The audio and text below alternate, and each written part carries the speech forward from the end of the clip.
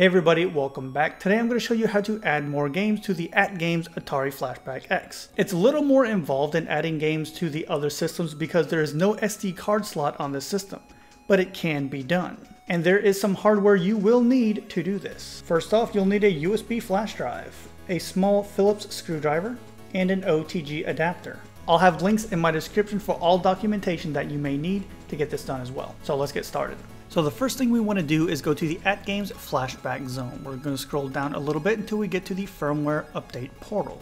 This is where you can register your system and download the latest firmware for your device. You may have to register your device on this page before going to the next step. Once that's completed, hit the download button here, and then as you can see, we have the list of different AtGames systems available. And the first two listed at the top are the Atari Flashback X and the Deluxe Special Edition. Now this is very important. You have to choose the correct download depending on which system you have. So we're going to download the update file, and the list of instructions to do all this is actually right here in this support button. This is a very good guide. It has visual aids and download links. So for the first step, we're going to take our screwdriver. I'm going to take out the 4 screws around the 4 corners of the system to open it up.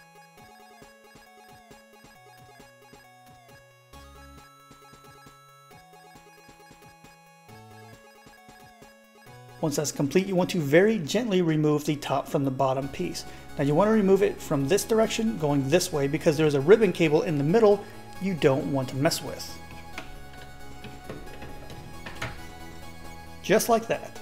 The reason we had to get inside the system is so we can get access to the recovery button, which is in this corner up here. So here's everything we're working with. We have the Driver Assistant version 4.8, Android Tool Release version 2.69, and our update image. We're going to open up the Driver Assistant folder and double click on driver install.exe.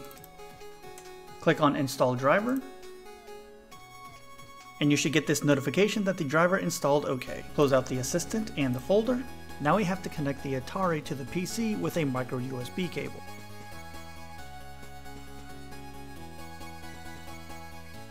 Now we're going to open up the Android Tool Release folder and click on AndroidTool.exe.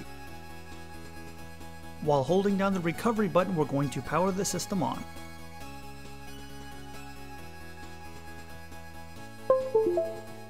You can let go of the recovery button once it says Found One Loader Device.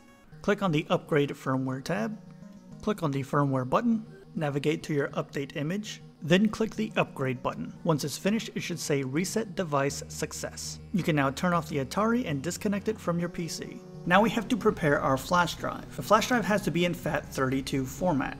So right click it, go to Format, under File System choose FAT32, make sure Quick Format is selected, then hit Start. On the root of the flash drive, you're going to create a new folder. It's going to be named Game, just like that. Make sure the case is exactly like this, only the G should be capital. Your games have to be in this A26 file system for them to be recognized. We'll select a few here.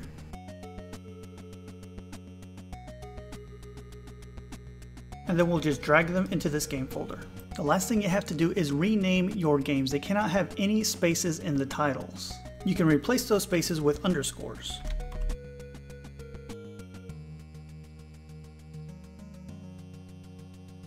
Looks like everything is all set here. Now you can safely remove the drive from your computer. If you haven't done so already, go ahead and put your Atari back together.